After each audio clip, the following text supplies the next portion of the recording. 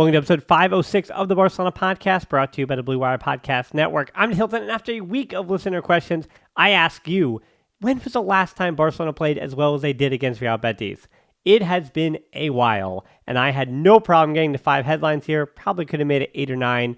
But just before we dive in, I'll remind you, if you aren't subscribed to the YouTube channel, please do. I would love to get to 15,000, maybe even by the end of this month or next month. And then, is 20,000 possible by the new year? Maybe. With your help, it will be. And if you're just listening, a nice review would be great. Spotify, Apple, regardless of where you're listening, it's always helpful to get those 5 stars and get the word out there that way. So, all right, with that out of the way, let's do it. The 5 headlines for Barcelona's 5-0 win over Real Betis.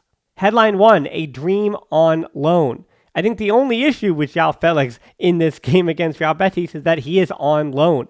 And without a buy option, that means that Barcelona is going to have to go back to the negotiating table if they want him at all. It did take Barcelona until the 7th minute to really gain substantial control in Betis' half of the field. Some good stuff from the Joãos even early on in this game. Ultimately, the run of play in that 7th minute ended with a long one way over by Cancelo, but warning shots early from Barcelona.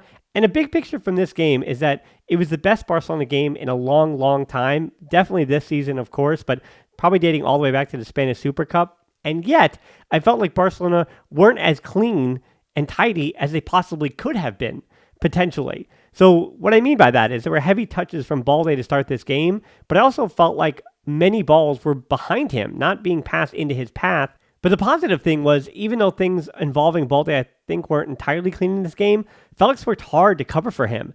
And it was still, even with the third forward, and people want to get all trite about the formations, all that, but it was still at 3-2-5 from Barcelona when they attacked.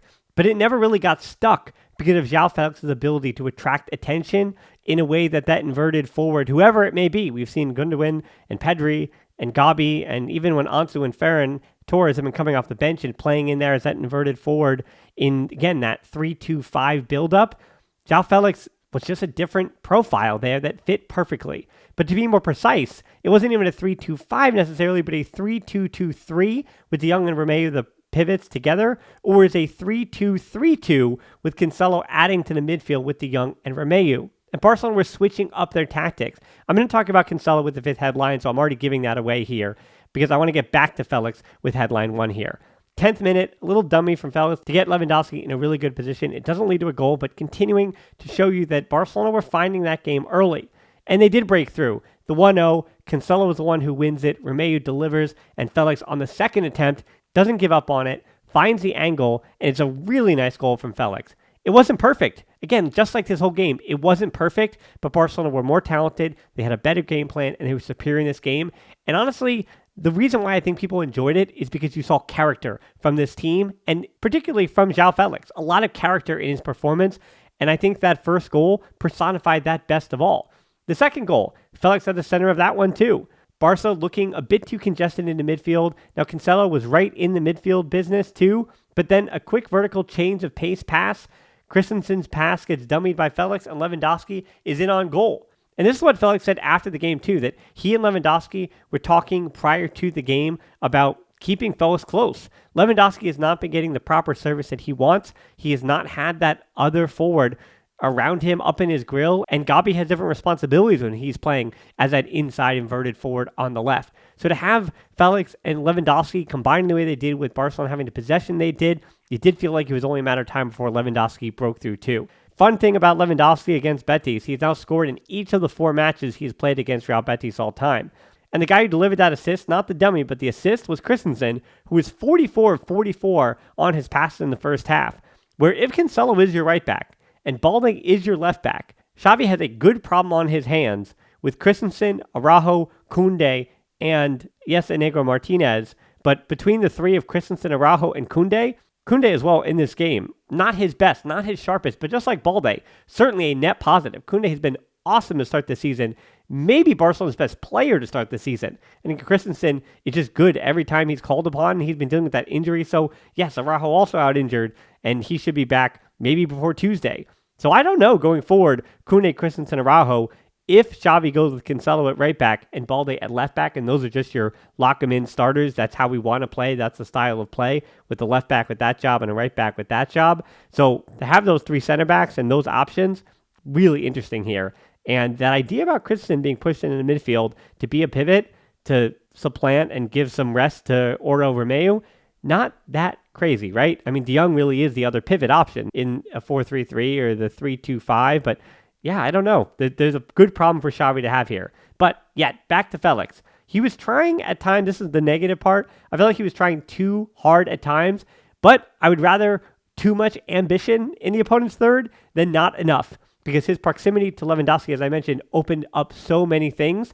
And even in the spots when he went at the opposition and lost the ball into straight tackles to Hector Bellerin, who did not have a great day, but even when Hector Bellerin stood him up and Marc Bartra would go over and help out, Felix was losing the ball in positions that allowed Barcelona to get the ball back in Betis' half of the field or be in the proper positions to be able to defend. Because when Felix was going 1v1 at the opposition, Balde was behind him to be able to cover for him and at his left back spot. Felix didn't go at the opposition when Balde was making that overlapping run. It's a really good sense by Felix. I want to add too that there is no headline for him, but there was a really good save before halftime, because the rest of these 4 headlines are going to be mostly about the second half. But for Ter Stegen, he could get lost in this, but he had a really good save before halftime. A terrific pass from Isco, but Willian Jose couldn't finish past the strong love of Ter Stegen. And at that point, the game was 2-0, could have been 2-1, and certainly a much different contest. But Ter Stegen makes that save. Barcelona go into halftime in good shape. So let's keep this train on a moving. Headline 2 is foundational Gavi. In a weird way, I thought that Gavi seemed to represent this game from the Barca perspective. In front of 45,055 fans, which is a good number, much, much better at Montjuic. And you can still stuff a few more people in there, but that is a much healthier number than what we saw before the international break. But on the other side, too, Real Betis' entire defense was made up of former Barca players: Juan Miranda, Chadi Riyad, Marc Bartra, Hector Bellerin, and also adding to that there were more starting 11 ex-La Masia players than there were in Barca's starting 11, that being 5 to Barca's 3, because you're adding Sergi Altamira and Marc Roca to that as well, and then Abde was on the bench. So there was a lot of Barca, or ex-Barca I should say, representation. And on the field for Barcelona, there was just Balde and Gavi, and actually, Oro Romeu with Lamine Yamal coming off the bench. So only 4 total players for Barcelona's academy featuring in this contest. So that's why I felt like Gavi was kind of like, hey, I am still the representation of the academy. I am the representation of Barcelona.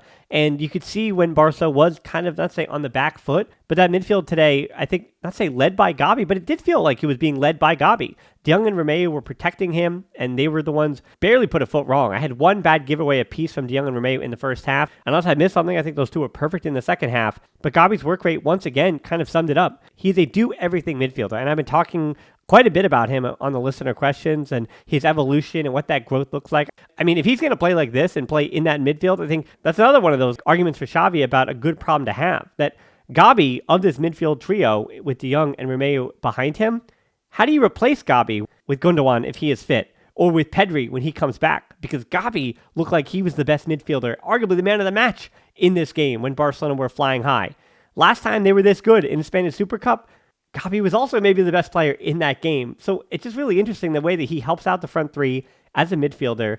And looking at that 53rd minute, just another really good piece of buildup by that front four. And I say front four because Gavi was kind of, the other high interior next to Felix in that system, with Ferran Torres kind of wishing he was able to get a little bit more on the ball, that they played him a little bit more in, but still, we'll get to him in a second, made an impact in the way he could. But Gavi was just everywhere, touching every blade of grass. You didn't put him up there on the left, and not to say he's a left winger like Koeman had used him as, and that was a catastrophe, but even as that inverted forward where he's kind of stuck between the two minds of his responsibilities, Xavi said, go out there, Gavi, be my midfielder, work hard, win the ball, show your technical skill on the ball, and let's go out there and score some goals and support your forwards. And Gavi did that and more. Just a great game from Gavi today. Headline 3, Shark Attack. Speaking of Ferran Torres, his movement, he wasn't getting much service, but instead of getting his head down or having a problem with that, like we might have even seen last season, his confidence, he's pointing to his head because it is mental. And as much as we always talk about the physical stuff, and I talk about tactics and technical abilities and sometimes to me it's like, is a player good or is a player bad? And the Purists had a funny little line here on Twitter or X that, yeah, I mean, when you replace some of the players that have struggled with just more talented players, I mean, sometimes good things happen. And that was the gist of what he said. And for Ferran Torres, when you replace your right back with a guy in João Cancelo that I'm still teasing, that's my fifth headline. When you replace him with a guy who knows what he's doing, who's got your back defensively and is combining with you well, and even though, again, Ferran Torres didn't get much service on the ball, playing off the Felix and Lewandowski combination, he still was able to find a way to impact this game. And I thought Ferran was just playing with confidence and really bright, positive for him. At halftime, though, Abde comes on. Unfortunately for Betis, Rui Silva, the goalkeeper, had to be replaced at halftime as well for Fran Vietes, who's the third goalkeeper, by the way, as Claudio Bravo is also out at the moment. And I'm not taking anything away from Barcelona, but I mentioned that backline for Betis. Yes, they're all from Barcelona's academy, but Chadi Ried had not yet played this season for Betis. So he's making his debut on the road against Barcelona, the team that just got rid of him. And the goalkeeper for the second half behind him is a guy that is registered with Betis' B team down in the third division. So I am caught between two minds just a little bit, where if Betis gave Barcelona a fight, I would have given them credit, and I'm not trying to take credit away from Barcelona. You can only play who's in front of you, and especially even on the 3-0 for Ferran Torres' free kick. You cannot control that. Not only did the goalkeeper not set up his wall properly, but Ferran Torres admitted to mishitting the ball. You know, it looked like a terrific free kick. That's what I had written before I knew everything. I still say it's a terrific free kick, whether it's an accident or not. It gets around the wall, which is pretty narrow. They said the goalkeeper also too far to his right to make up the ground if you're going to set your wall up where you did. But Ferran Torres putting it exactly where he needed to put it by accident and came off to a standing ovation, regardless, again, of incidental contact or not. His first ever free kick as a professional, very exciting. And most importantly, breaking the curse. I got a listener question earlier this week from Dirk asking who I thought would break the free kick curse. I said Rafinha, and I was wrong. It winds up being Ferran Torres in the very next game. And again, not only his first as a professional, but the first for Barcelona. Since May the 2nd, 2021, it was Messi against Valencia at the Mestalla. That was the last free kick that Culers retreated to. Over 2 years. That is a long time to wait for a free kick. But you do look at free kicks. Messi normalized them for Culers and everybody in world football. That it became like a normal thing that a guy scores one out of every, what is he at? 1 out of every 16 or 18 or whatever. And Ferran Torres, I think, was 1 out of his 149 chances with free kicks. But more importantly, it's Ferran Torres again putting the ball on the back of the net. That's 1 goal every 38 minutes since this summer began. I mean, amazing. And if you want to call him a shark, that's what he calls himself now. That's 8 goals in his last 9 games played as well. That is terrific from Ferran Torres. And that is a true testament to betting on yourself and also, being too expensive. Currently, for all those who said he's never been worth the 55 mil, at this juncture, right now, for the last 3 months, he's been worth the 11 mil with amortization that he's been worth this year. He's worth less than that the year and a half that he's already been here. But if he is able to keep this up, even for the first half of the season, he is worth what he makes in salary on his wages. Maybe not the transfer fee. You can always argue about that. But what his wages are and what he's expected to do, hey, if he keeps doing this, 1 goal every, not even 38 minutes, but extend that to 75 minutes, he is going to be either a bench option and a starter and all that you could have wished for and more. To the point where you're even asking, who cares if Rafinha is in good form or not? Do you really need Torres, Rafinha, and Lamine Yamal all in great form at the same time? Not really. You basically need 2.5 of them to be firing a little bit, because last season it was Torres who was on the outs, and he waited until he found his form again. So Rafinha, he may have to do the same thing. Or, as we see, Lamine Yamal gets rotated a bit more, which isn't a bad thing if he even goes down to Barca Athletic, but he's just too good that he has an impact to make on the first team. So I totally get Xavi, even if he doesn't expect to give him a ton of minutes with Rafinha, and if Ferran Torres continues on this form, that Lamine Yamal, you do want that option in case the game isn't going your way. Headline 4, Dembele Who. Let's keep talking about it. Gundogan, Lamine Yamal, Rafinha all come on for Felix, Romeu, and Torres, even without Pedri, even without Ronald Araujo. Gundogan not fully fit. Barcelona had weapons coming off the bench, and I know that there are still those drop-offs that we talked about with Alonso. I mean, he came on late in this game, but Alonso coming on for Balde at that left back position, and Sergio Roberto in case you need him if he's needed to come on for Cancelo in a game. So the drop-offs at certain positions are still very real, but that bench seemingly overnight with Felix and Cancelo being added to this group has gotten a lot better. I found it really interesting too when that group came on the field, wanting to get the best out of Rafinha. He played on the right, and Lamine Yamal gets the move to the left. And I think that's pretty telling as well to the way that Lamine Yamal is trusted to adapt to the other flank more than Rafinha is, where Rafinha is so one-footed with his left foot and cutting inside that Xavi says, all right, Rafinha, we want you to be confident, we want you to be happy, so enjoy your time on your right wing. Lamine Yamal, yeah, we know what you can do. Let's see what you can do on the left side. And that looks just fine to me. Fourth goal turns around. How can I complain too much about where Rafinha was or where Xavi chose to put him? Because he basically scored in his first touch. Balde, Lamine Yamal, Lewandowski complete the switch to the left, and then they find Rafinha back at the top of the 18. Just terrific movement from the forwards. 4 of Barcelona's forwards scored today, including the 3 starters. Rafinha took one touch, puts it the other way, past the goalkeeper for the 4th goal in this game. And then by that point, Xavi knew, done and dusted. And speaking of dust, let's dust off Marcos Alonso. He enters with Nico Martinez in the 76th minute. Which brings us to headline 5, Cancelo El Cambio. And that means the change. And that is what he allows Xavi to do. Change and adapt and work with what the opponent gives you.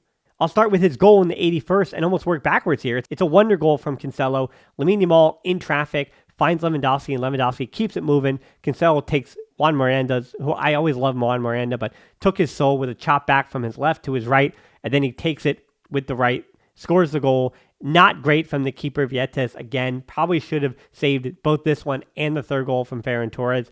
But that's not up to Cancelo to pick the opposing goalkeeper. He can only take the shot on goal when he has it, and he had it. But I want to talk about just structurally what Barcelona were doing. People complained a lot about Xavi's tactics, and not to say excuses, but a lot of your friends on the podcast, whether it's me or Domagoy or the Purist or Levon or Emil, a lot of different people, not to say made excuses for Xavi, but have kind of said, hey, these are Xavi's ideas, and he can be a bit dogmatic, and he can be a bit unwavering in how he expects Barcelona to play. And you do feel like he put a lot on the individual brilliance of Dembele. But we do see adding Cancelo to this mix, and Felix to a degree, but I really want to say adding Cancelo to this mix. I probably should have started with his headline, because he gave you more from the right back position than Barcelona has got in any game from the right back position in a very, very, very, very long time. I don't know who it was. It might have been Dani Alves in X year. There probably is a Sergio Roberto performance I'm forgetting, or a Nelson Semedo performance I'm forgetting. Somebody at right back did something. And while Koundé and Araujo have been defensively really important there, Cancelo was just brilliant today with his technical ability. Teammates he didn't really know that well, but supporting them defensively and getting into important and dangerous spots, overloading the midfield when it needed to be, using the width when he needed to be, overlapping late on in the game when Rafinha came on. I mean, Rafinha had tucked inside, so that space was open for Cancelo to attack Miranda 1v1 for the goal. Cancelo was just brilliant positionally today. And players who understand how to play to the highest level, to an elite level in positional play, if you succeeded at that in Pep Guardiola's system, just like Ferran Torres is, not to say it took him long enough, but he has showed us when he is good that there is a way forward in both Guardiola and Xavi's, because there are comparisons in their positional play ideals. And if you can do that at an elite and a high level, then you're going to succeed under Pep and you're going to succeed under Xavi. And Cancelo, not to say that Xavi's system is easier to understand than Guardiola's, but Cancelo clearly picked it up immediately from the instructions he was given and just changed the entire run of play. So many little combinations happened because Cancelo was there. You got to put Gavi back in the midfield, and you had an actual inside forward that looked comfortable in the role that Xavi wants from that inverted winger in that 3-2-5, or the, as we said before, that 2-3-2-3 or the 3-2-2-3. All right, but we're getting lost in the weeds here. Cancelo was brilliant in this game. Absolutely terrific, and maybe not even the man of the match. But from a Culers perspective, something entirely different than what we have seen from that position in so long. But it feels like he was the man of the match without being the man of the match because of all the ways that he impacted the way that Barcelona were playing. I don't think he's going to be that good every single game. We can't ask that of Cancelo. We can't ask that of Barcelona, so don't get used to the 5-0s. But looking ahead to the Champions League against Royal Antwerp, if Barcelona plays like this, they're the favorites to win that game. And they should expect that they can take some of what happened in this game, and they should go ahead and continue to do that. This was possession. Sure, 66% of possession is great, but this is possession and using that possession to put yourselves in dangerous positions. Dealing with the opposition's counterattacks and being completely unwavering in the way that you want to play and enacting your style on the opposition. Last thing I will say, again, not to discredit Barcelona at all, but Real Betis do ship quite a lot of goals to Barcelona in the last 4 years. Since the 2019 season on, Barcelona put in some big numbers against Real Betis in the goal scoring department. But let's end with a positive note. That's not Barca's fault. You get the 3 points wherever you get them. And for now, it's changed by the time you're probably watching this or have this in your ears.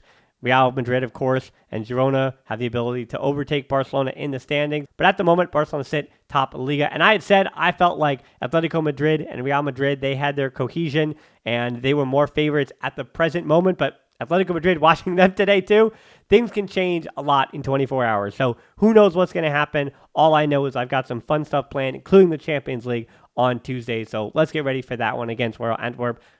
Barcelona fans have learned from the last 2 seasons.